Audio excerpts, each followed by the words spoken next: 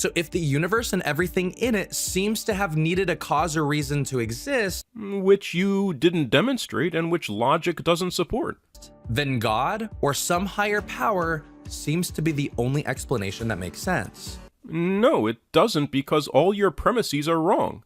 But even if your logic was correct, why would the cause of the universe need to be a god or a higher power?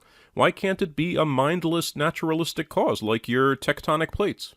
And I know some people will say, you Christians look at the unknown and turn off your minds and credit the unknown to God.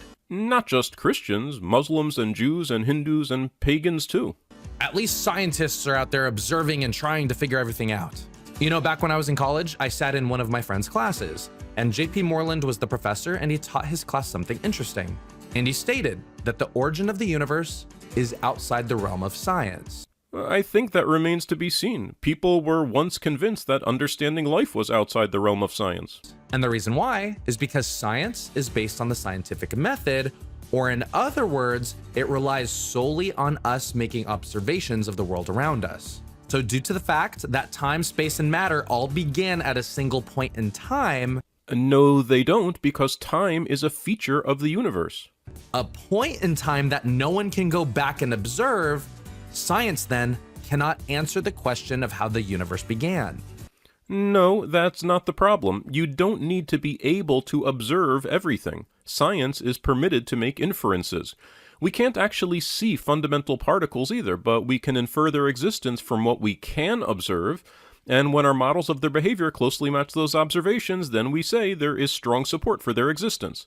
The problem of the beginning of the universe is that our physics don't work under those conditions.